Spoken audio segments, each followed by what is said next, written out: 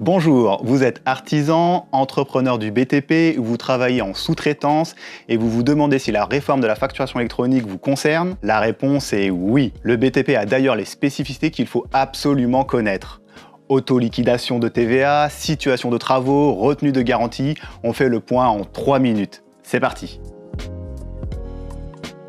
Si vous êtes assujetti à la TVA, vous êtes concerné. Et dans le BTP, c'est pratiquement tout le monde.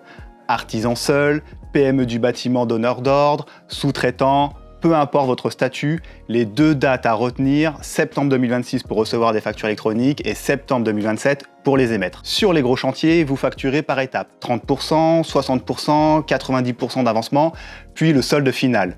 Avec la réforme, chaque situation de travaux devient une facture électronique distincte. Si vous gérez encore ça sur Word ou Excel, c'est le moment de passer à un logiciel adapté au BTP. Beaucoup de chantiers appliquent une retenue de 5 ou 10% jusqu'à la levée des réserves. Votre solution doit pouvoir gérer les factures initiales avec retenue, puis la libération par une facture complémentaire. Posez la question à votre éditeur ou à votre plateforme agréée. Dans le BTP, beaucoup de factures de sous-traitance fonctionnent en auto-liquidation. Le sous-traitant facture hors taxe et c'est le donneur d'ordre qui déclare et reverse la TVA directement au fisc. C'est un cas spécifique que la réforme encadre. Point à suivre avec votre expert comptable. Dans le BTP, vous pouvez être à la fois donneur d'ordre et sous-traitant. Vous recevez des factures en auto-liquidation de votre sous-traitant et vous en émettez vous-même pour vos donneurs d'ordre. Votre plateforme agréée doit gérer ces deux rôles simultanément.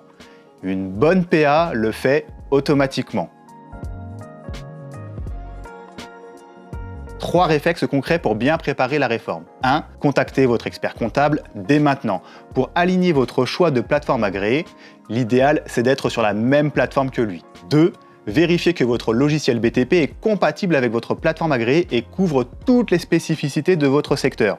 Situation de travaux, retenue de garantie, auto-liquidation. 3. N'attendez pas 2027. Pour l'émission, l'obligation de réception démarre dès septembre 2026. La réforme peut sembler complexe dans le BTP, mais bien préparée, c'est surtout une opportunité.